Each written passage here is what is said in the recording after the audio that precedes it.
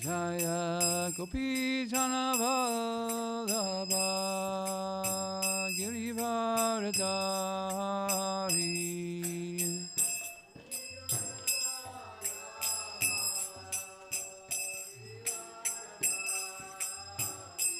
Jaya Gopi Janavallabha Girivaradari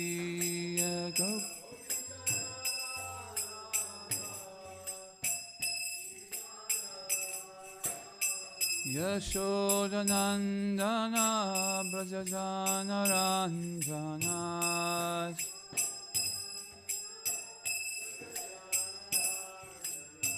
Yashodanandana Brajajana Ranjana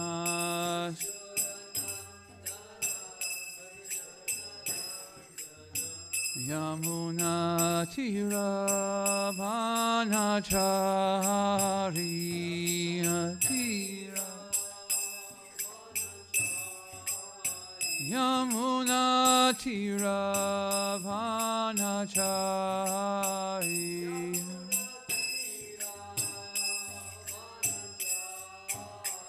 Jaya Radha Madhava Kunjabiyari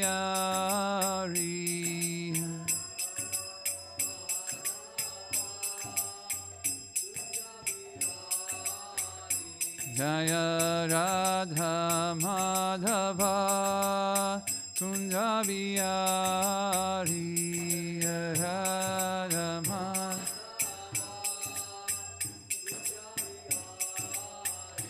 Jaya Gopi Janavallabha Girivaradari Gopi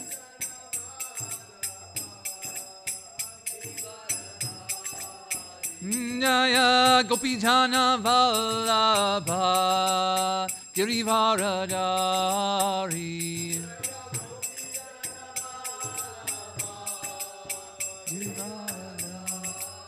Yashodanandana Brajajana Ranjana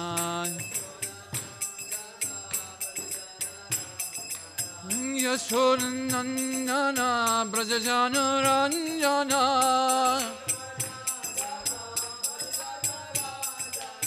Yamuna Tira Vanachari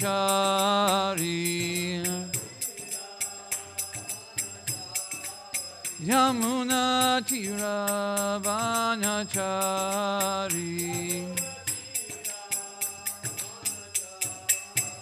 Jaya Radha Madhava Kunjabiyari Radha Hare Krishna Hare Krishna Krishna Krishna Hare Hare Hare Rama Hare Rama Rama Rama Hare Hare Hare Krishna Hare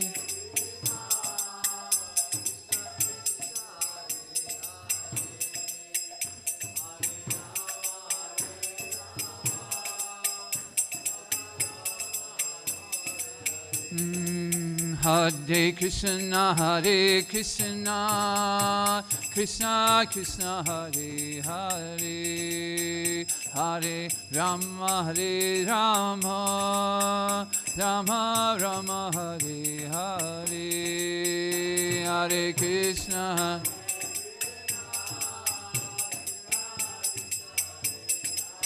Hare Hare Hare Rama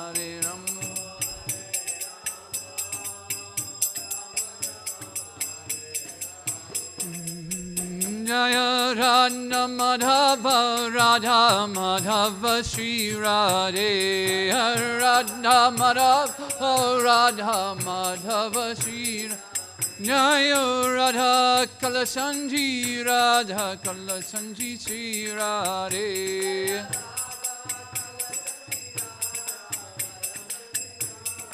Jaya Jaya Prabhupada, Prabhupada, Prabhupada, Jaya Jaya Prabhupada, Prabhupada, Prabhupada.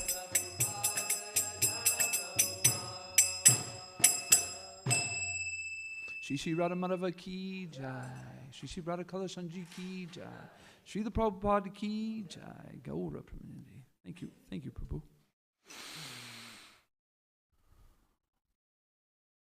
Om Namo Bhagavate Vasudevaya.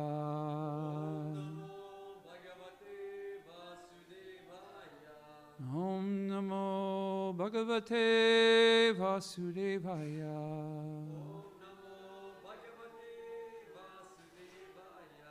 Om Namo Bhagavate Vasudevaya.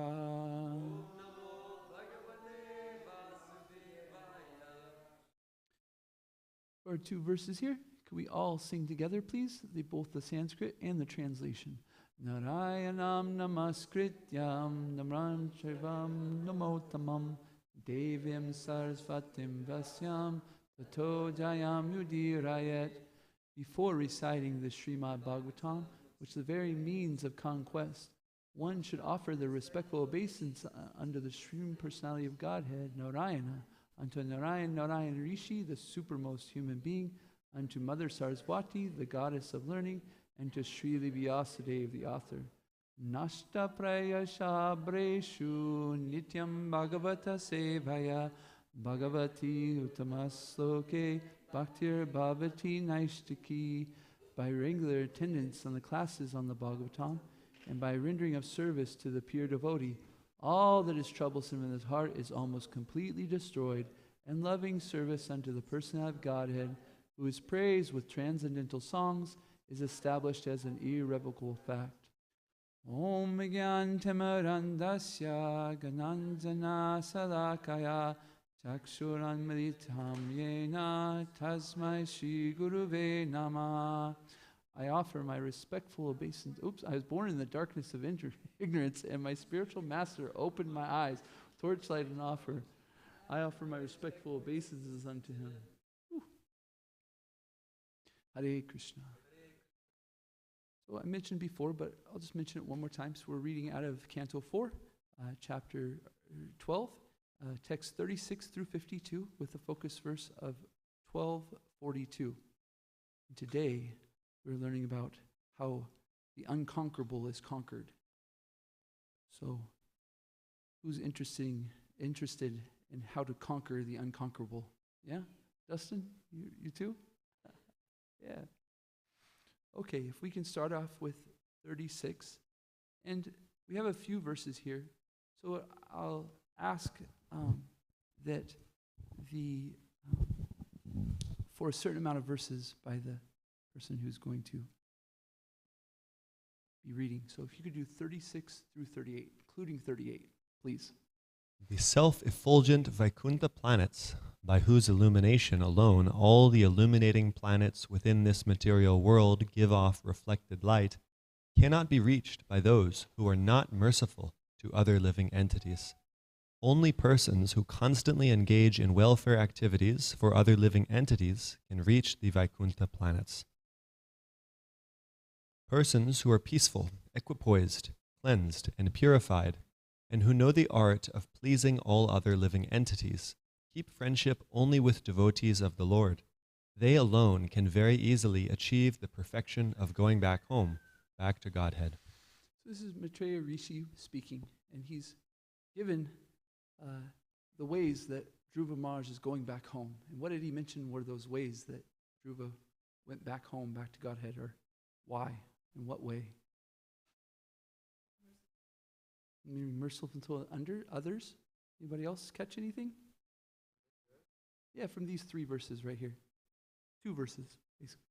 Friends of devotees. Constantly engaged in welfare, right? Very nice. Peaceful, equiposed. So these are some qualities that we can see in Dhruva and how he went, in what way he went back home, back to Godhead. If we could have the next person read 39, please. Oh, you didn't read. Oh, In this way, the fully Krishna-conscious Dhruva Maharaj, the exalted son of Maharaj Uttanapad, attained the summit of the three statuses of planetary systems. he went back home.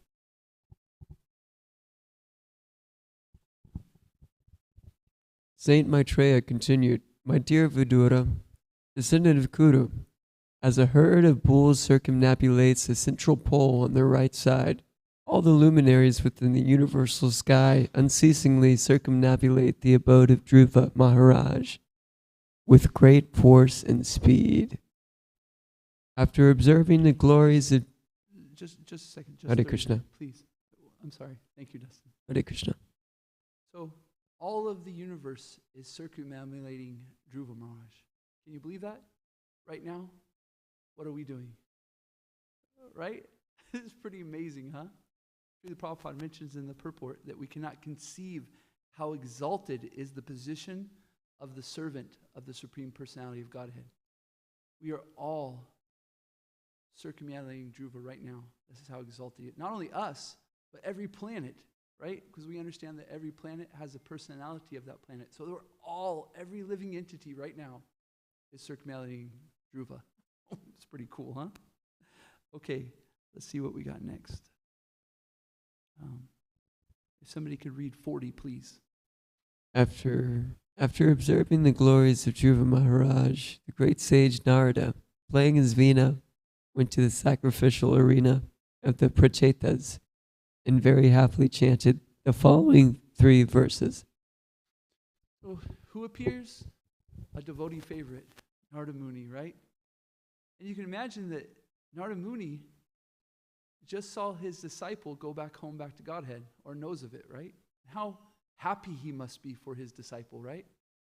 Srila Prabhupada says in the purport, like a father seeing their son do magnificent things, how proud a father must be, or how happy the father must be. So Narad is also happy of Dhruva.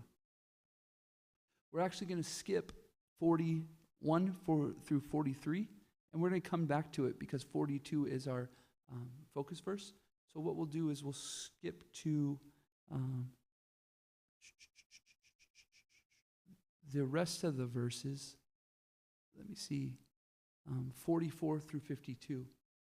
And so if you could read a couple verses and then give it to the next person.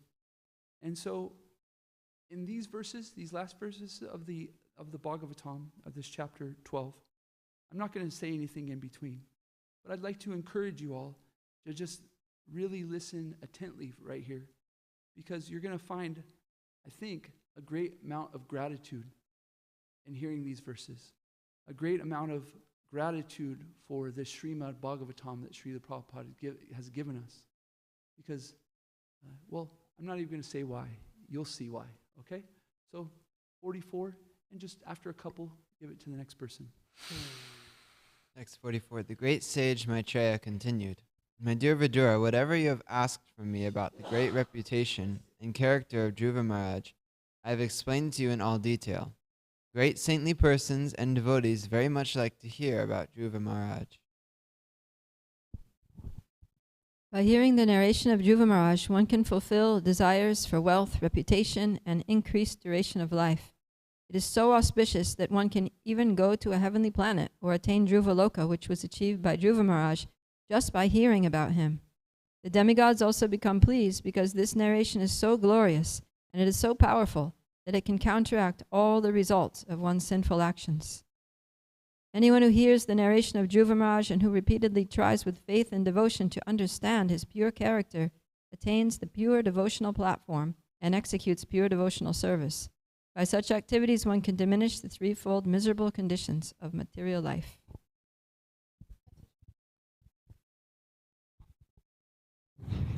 Anyone who hears this narration of Dhruva Maharaj acquires exalted qualities like him. For anyone who desires greatness, prowess, or influence, here is the process by which to acquire them. And for thoughtful men who want adoration, here is the proper means. The great sage Maitreya recommended. One should chant of the character and activities of Dhruva Maharaj both in the morning and in the evening with great attention and care in a society of brahmanas or other thrice-born persons. Persons who have completely taken shelter of the lotus feet of the Lord should recite this narration of Dhruva Maharaj without taking remuneration. Specifically, recitation is recommended on the full moon or dark moon day, on the day after Ekadashi, on the appearance of the Shravana star, at the end of a particular tithi, or on the occasion of Vyatipati, at the end of the month, or on Sunday. Such recitation should of course be performed before a favorable audience. When recitation is performed this way without professional motive, the reciter and audience become perfect. The narration of Dhruva Maharaj is sublime knowledge for the attainment of immortality. Persons unaware of the absolute truth can be led to the path of truth. Those who out of transcendental kindness take on the responsibility of becoming master protectors of the poor living entities automatically gain the interest and blessings of the demigods. Just one more, if you just go ahead and read it. The transcendental activities of Dhruva Maharaj are well known all over the world, and they are very pure. In childhood, Dhruva Maharaj rejected all kinds of toys and playthings, left the protection of his mother, and seriously took shelter of the Supreme Personality of Godhead Vishnu. My dear Vidura, I therefore conclude this narration, for I have described to you all its details. Haribo. Be very fortunate, aren't we?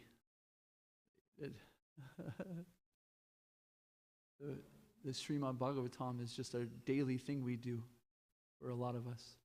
And we get to hear about these glories of Dhruva Maharaj. If we can turn back to 41. And then if we're going to read 41, 42, and 43. And then we'll focus on 42. Would you mind, Prema, handing the mic to Jishnu? Do you want to read? You want to read? Jaishnav? Jishnu. Jaishnav. So read 41, 42, and 43, okay? Please.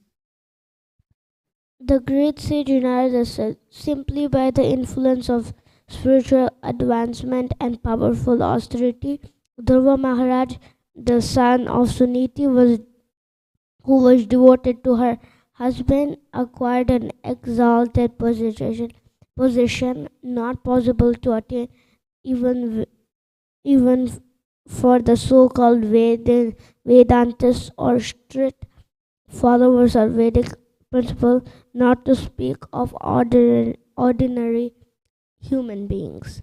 The great sage Narada continued, just see how Dhruva Maharaj agreed with the harsh words of his stepmother, went to the forest at the age of only 5 years under my direction, underwent austerity, all to the Supreme Personality of Godhead, who is unconquerable. Dhruva Maharaj defeated him with the specific qualities possessed by the Lord's devotees.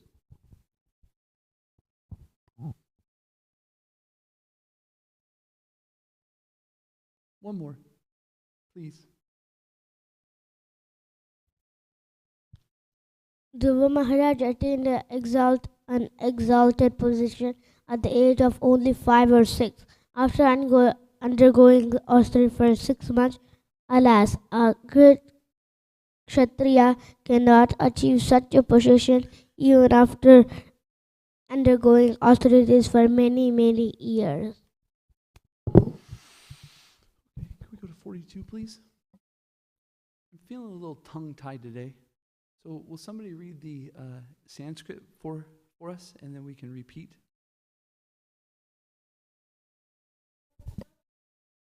Would you mind doing it with the mic, just so that everybody in the on the wonderful YouTube can hear?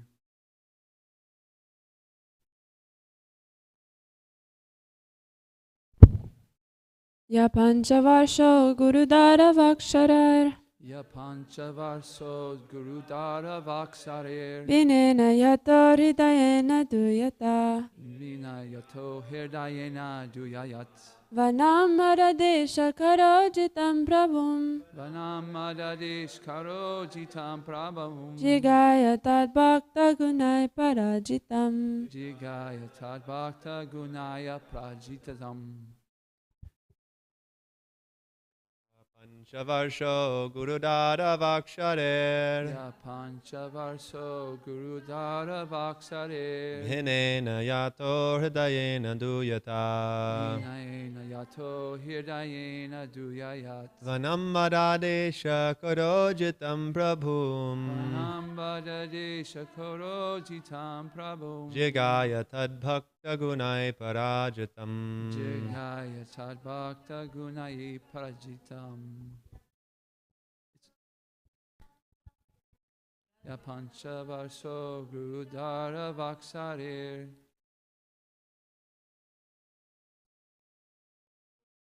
Vinena Yato Hirdayena Duyayatat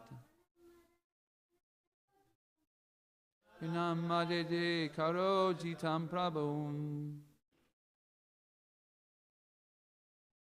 Jagaya Tadbhakta Gunaya Prajitatim. Okay, before we go to the word for word, is there any words here in Sanskrit that we recognize? Guru, spiritual master. How about pancha? Yeah, 5, right? Right? Bhakta, oh, there we go. Bhakta, a servant, right? Guna, gunahi, qualities. Yeah. Hirdayena, so it must be something about the heart. Yeah. Rajitam, uncomparable. Jaishnav, have you seen anything? No? Okay. Vano? What's that mean? Vano? The forest? Okay. Let's read the word for word together, please. Aya, he who, Panchavarsaha, at the age of 5 years, Guru Dara, of the wife of his father, Vaksarahi, by the harsh words, Binena, being very much aggrieved, Yatya, went, Haraena, because his heart, Duyata, very much pain, Vanam, to the forest, Karaha, acting, Ajitam, unconquerable, Prabhum, the Supreme Personality of Godhead, Jagaya, he defeated, taught his, Bhakta, of devotees, Gunaya, of the qualities, Prajitam, conquered. Translation and purport by His Divine Grace, A.C. Bhaktivedanta Swami, Srila Prabhupada Ki Jai.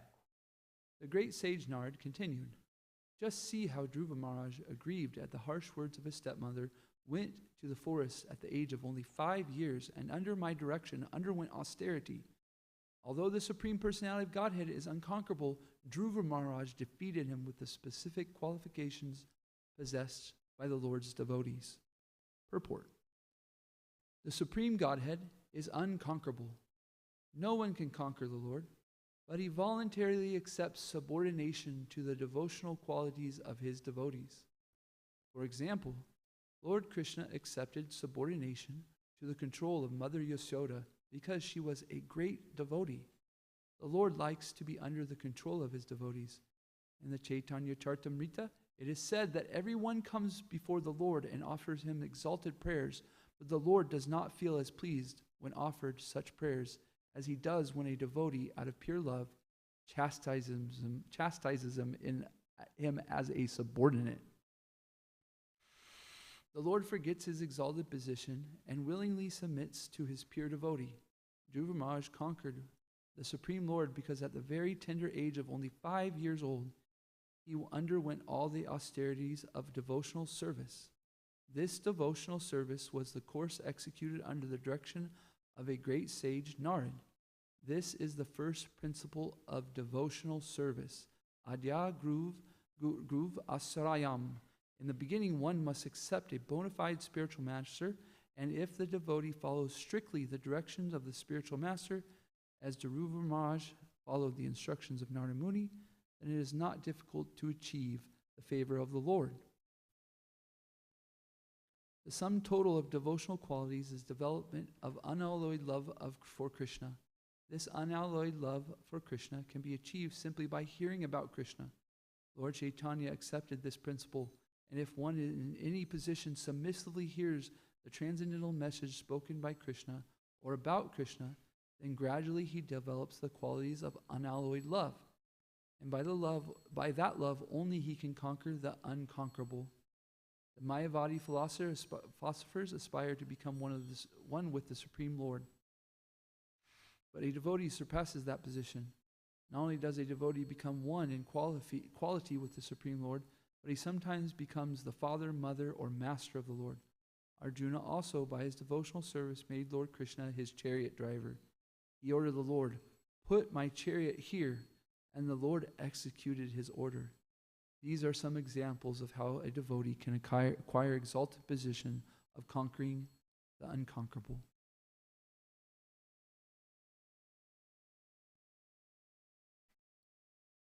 How amazing are these three verses? Narada Muni is Dhruva Maharaj's spiritual master, and he's come down to see this wonderful, just to experience this wonderful thing that's happened in Dhruva Maharaj going back home. And then he decides to praise Dhruva Maharaj, his own spiritual master. Could you imagine how, at least Dhruva's not there, right? Because could you imagine that if your spiritual master was praising you in front of you, it would be kind of a little embarrassing, right? Because why? Why would it be embarrassing?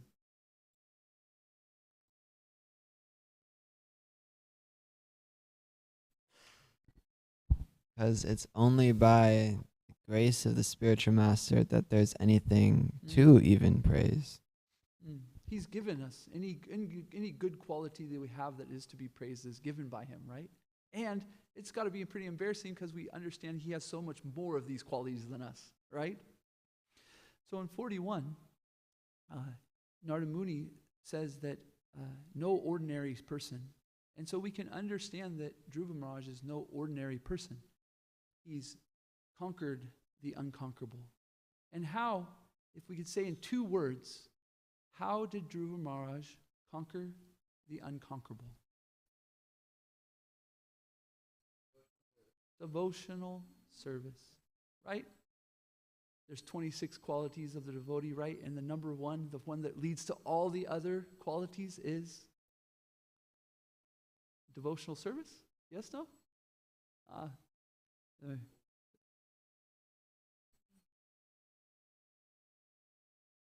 Yes.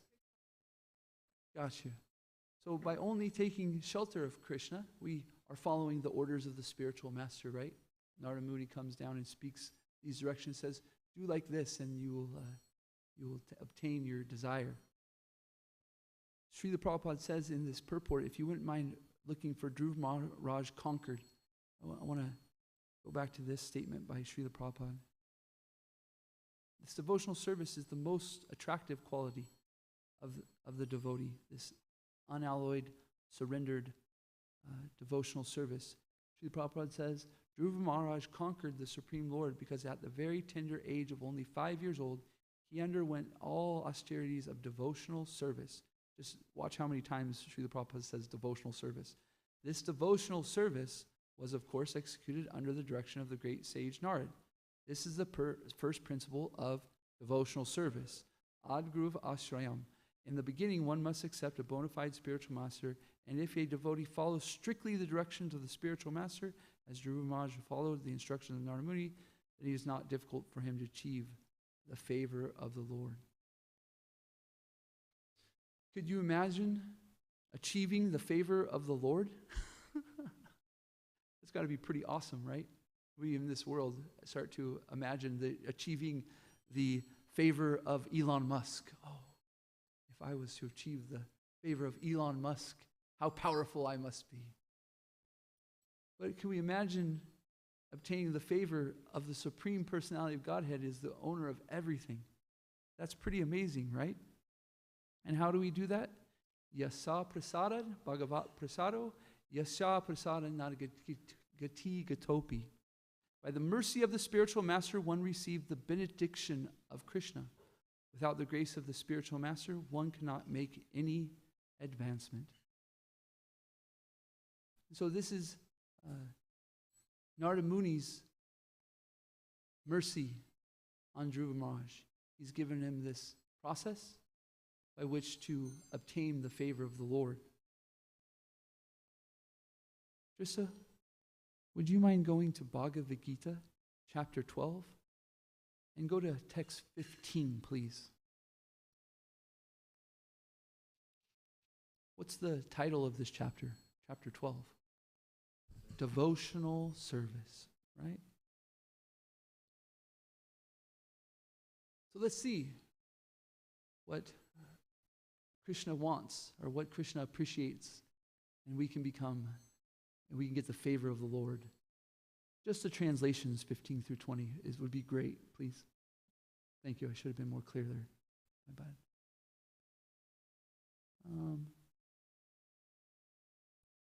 Dustin, would you mind reading these?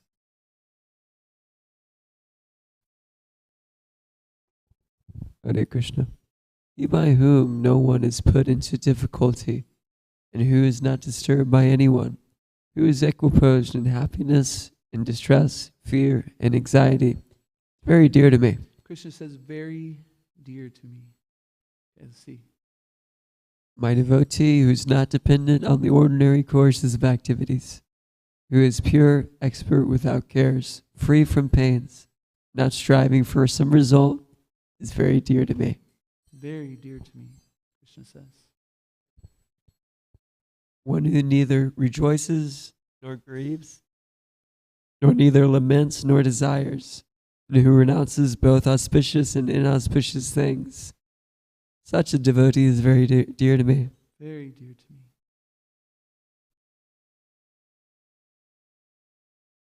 One is equal to friends and enemies, and who is equipoised in honor and dishonor, heat and cold, happiness and distress, fame and infamy, who is always free from contaminating association, always silent and satisfied with anything, who doesn't care for any residence, who is fixed in knowledge, and who is engaged in devotional service. Such a person is very dear to me. Very dear to me, Krishna says. Those who follow this imperishable path of devotional service, and who completely engage themselves with the faith, making me the supreme goal, are very dear to me. Whoa. Read that last 4 words again. 5 words. Last 5 words again. Last 5 words. Yes. Are very dear to me. No. Read it one more time. Are very, very, Very, very dear dear to to me. My apologies. No, it's okay. Hare Krishna. Thank you, Dustin. I really appreciate it.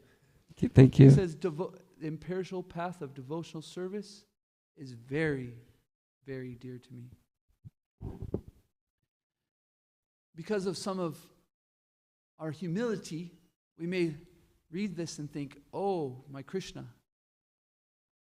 Nanda Braja, look at all those wonderful qualities that were just mentioned. I'm going to have to develop these, to become very, very dear to Krishna? No, actually. The wonderful thing is you shouldn't worry. You should just perform devotional service. Because devotional service, all these qualities automatically become in the devotee. So like Dhruva Maharaj, he performed devotional service and everything that he wanted and all that he desired came. He just had to follow the instructions of a spiritual master and perform it in devotion. So our solace is that Srila Prabhupada has given us a process of how to perform devotional service. And yes, that can be small in a sense of chant 16 rounds and follow 4 earlier principles. And it can get even bigger and bigger and bigger as we read his books and we see more and more detail, right? Get up for morning program, go to Mangala Arti, read certain amount a day, read his books. But we can start with just chanting, as sincerely as possible the Maha Mantra in our japa. The last thing I'd like to mention is Srila Prabhupada said, he gave this analogy that when the pujari, or excuse me, when the devotee's putting on their tilak in the mirror, they're really watching the mirror and the decoration of the face in the mirror. He said, but at the same time, we are decorating ourselves. Similarly, when the pujari is up decorating Krishna, putting up these ornaments on him, they are decorating Krishna, but at the same time, they are decorating themselves. So devotional service is like this. And if we go even a little bit deeper, our devotional service and the decorating we're putting on Krishna, he starts to decorate us. So if we surrender to Krishna, perform devotional service, if we use a little bit of humility, if we use a little bit of this and that, Krishna says, you know what? I'm going to start I'm going to start decorating you with the qualities of the devotee. And the wonderful thing about Krishna is he does nothing, well, okay, I shouldn't say that. Krishna goes the extra mile for his devotees, right? It said that for every step that we take towards Krishna, he takes 10 steps towards us. See, I told you I was a little tongue-tied this morning. Don't know why, but. So,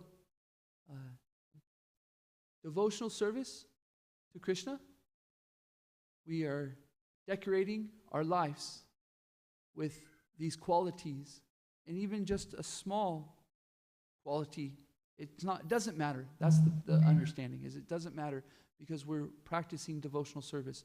And Krishna reciprocates with us in an unimaginable way that if you simply want a kingdom, he will give you a whole planet.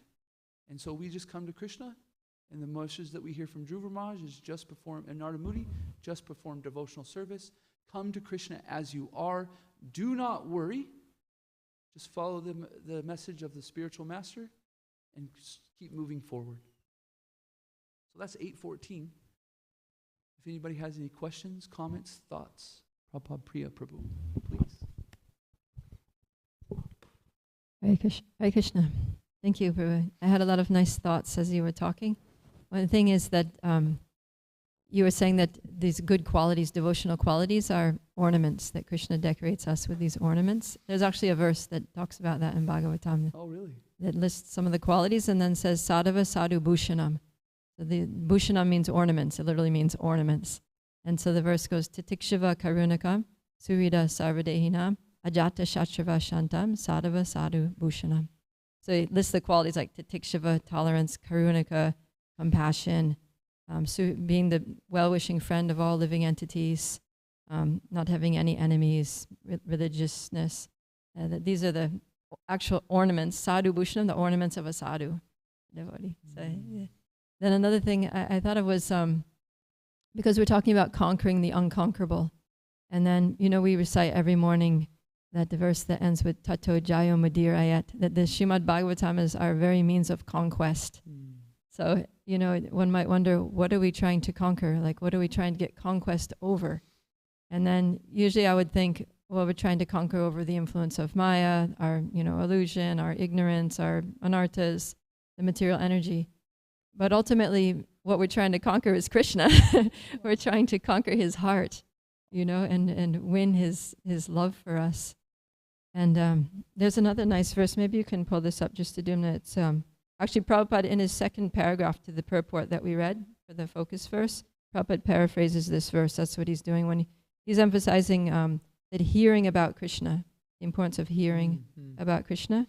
He's referring to 10, a nice verse from Canto 10, chapter 14, text 3. Yeah. Did you think of that verse too? Exactly. So it goes, Jnanam prayasa mudapasya namanta eva jivanti sanmukaritam bhavadiya vartam slane stita shutigatam tanuvan manobir ye prayasho jita jitopya sitais trilokyam. Says, those who, even while remaining situated in their established social positions, throw away the process of speculative knowledge with their body, words, and mind, and with their body, words, and mind, offer respects to the descriptions of your personality and activities, dedicating their lives to these narrations, which are vibrated by you personally and by your devotees, certainly conquer your lordship, although you are otherwise unconquerable by anyone within the three worlds. So this verse is interesting because it's saying that the way to conquer Krishna is by hearing about his pastimes and taking them very seriously, dedicating our lives to narrations of topics of Krishna and serving those narrations with our body, words, and mind. And so I just wanted to relate because that's what Prabhupada's talking about here in the paragraph where he says that Second paragraph. the sum total of devotional qualities is development of unalloyed love for Krishna, and this love can be achieved simply by hearing about Krishna. So the idea is we'd hear about Krishna, and by hearing about him, we think, wow, Krishna's amazing. I love Krishna. And by that love, we conquer him. So Krishna's conquered by love. That's one of his qualities. Thank you. Hare Krishna. Anybody else with any comments, questions, Drista? Thoughts?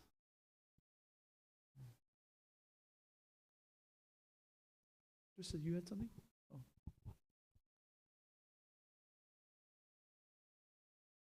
I liked this point in text 36. It says, only persons who constantly engage in welfare activities or other living entities can reach the Vaikuntha planets. And yeah, I found it very interesting. And I guess, from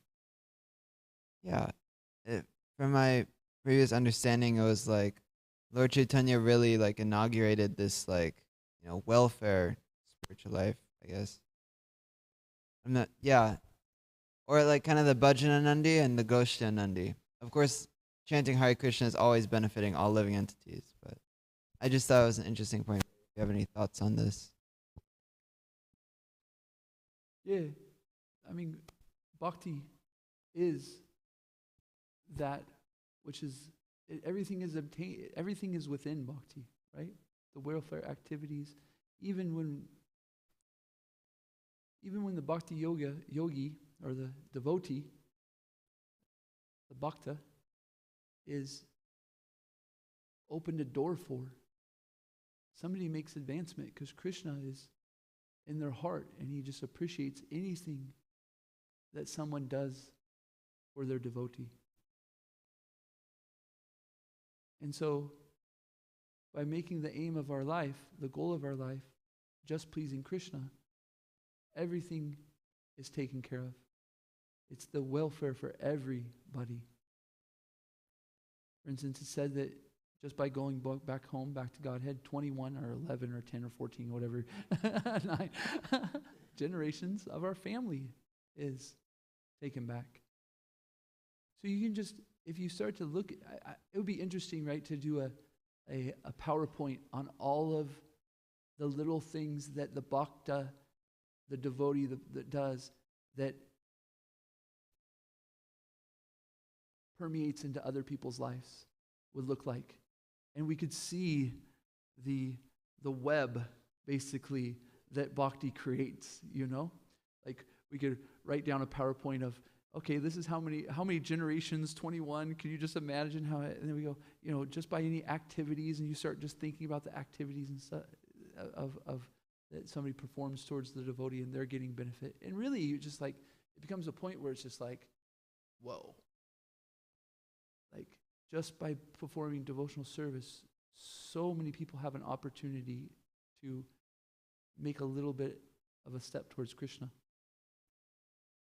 That's my thoughts. Does anybody else have any thoughts? Or just you were going to say something. Go ahead, please. I guess what we're talking about for welfare activities is just bhakti. The only persons who constantly engage for other living entities. So the welfare for other living entities, the ultimate welfare is bhakti. So devotional, So we could do so many philanthropy. I'm so. We could do so many activities like starting hospitals, doing things for orphans and stuff like that. But it's all just, decorating a dead body unless it has bhakti into it.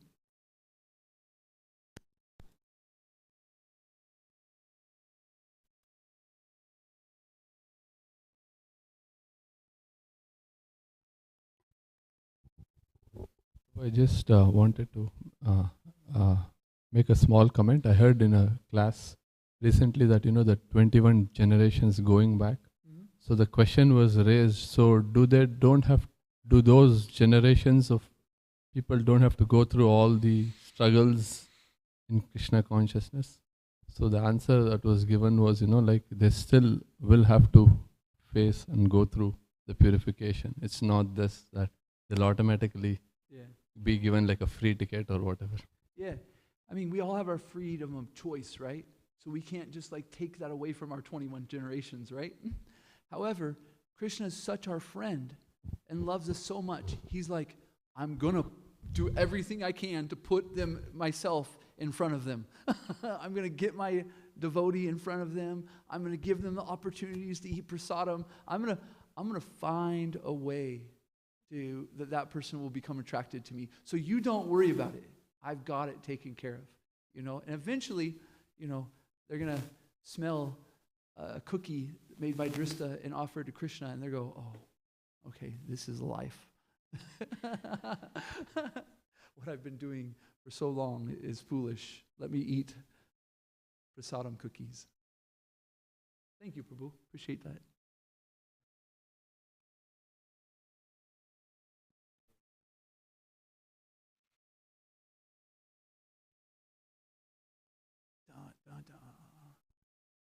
Go ahead.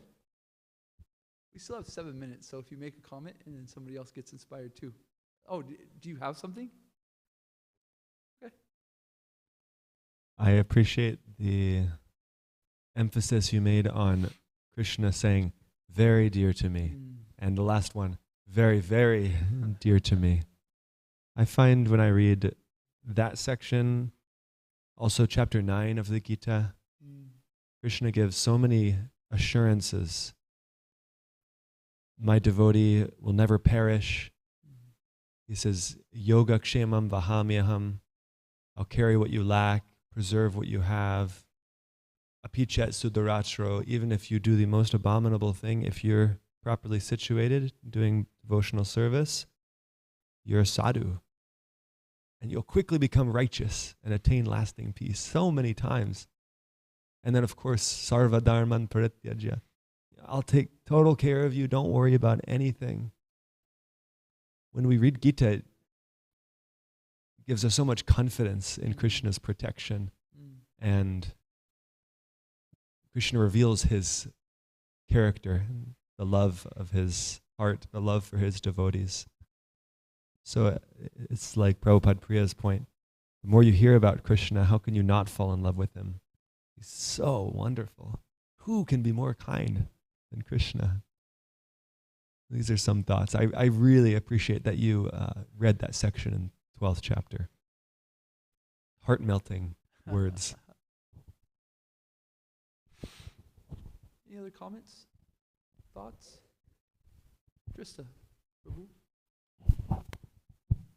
I remember I was hearing a Prabhupada lecture, and he was saying the Mayavadis, they want to become God, but we want to become greater than God.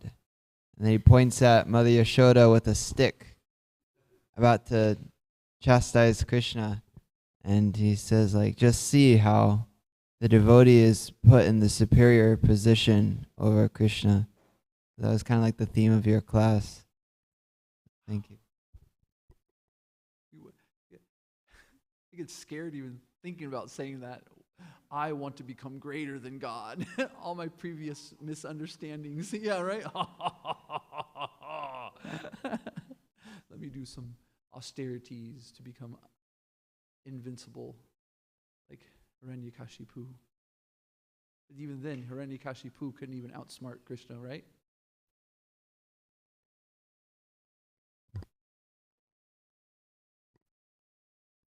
Hare Krishna. Also, being a devotee is so amazing that Krishna himself wants to experience it and comes as Lord Chaitanya. So how unfortunate to be attempting to be a devotee and not relishing it. That it's the best thing ever, because even the supreme unlimited person wants to be a devotee. So in one sense, it's exciting to look forward to being a pure devotee. And at the other side, I feel, wow, I'm really missing out. How unfortunate I am that I'm not getting a taste for this thing that's so sweet. That even Krishna wants to taste it. Like there's that pastime where there's the universal destruction going on. Markandeya Rishi finds this little island, and he sees on one banyan leaf little baby Krishna, and he's sucking his own toe because the sweetness of his lotus feet are glorified by his devotees, and he wants to taste what's that sweetness like. Golukananda Prabhu, would you mind making a comment? No? Have no comments? Kutaya Prabhu, would you mind making a comment? If you have one. No? Okay. We have 2 minutes. I was just really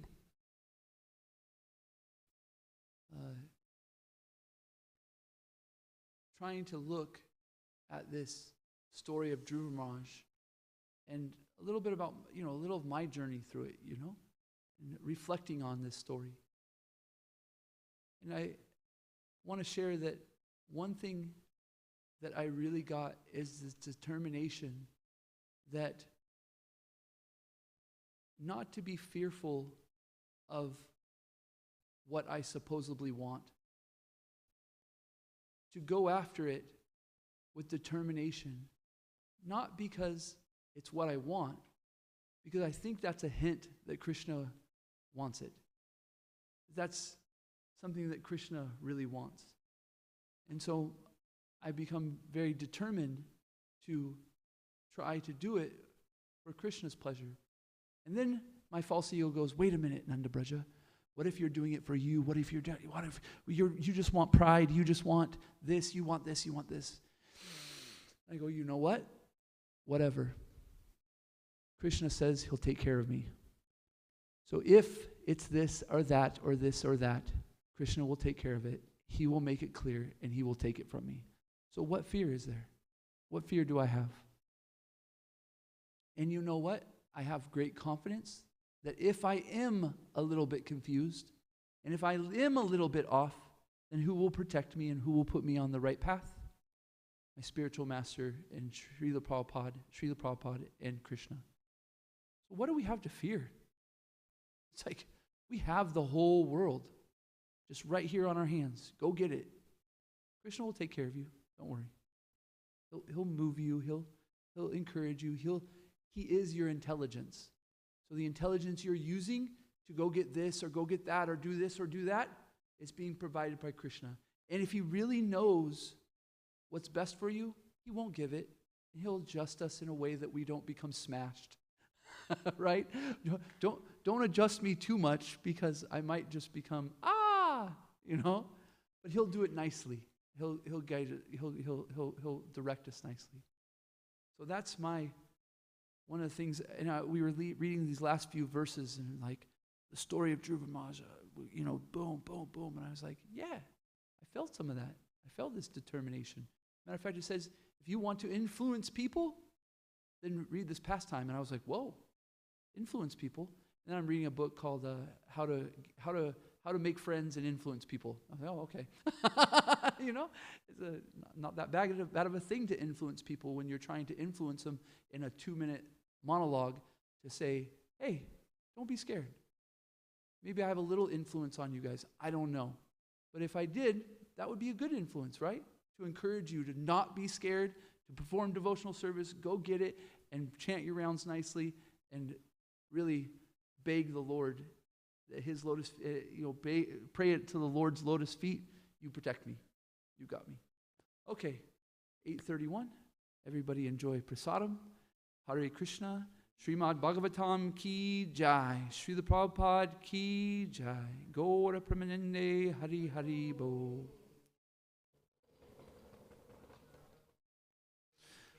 Kripa Sindhu Bhyeva Cha. Patitanam Bhavane Bhyo Vaishnave Bhyo Namo Namaha. Anti Koti Vaishnava Vrinda ki jai.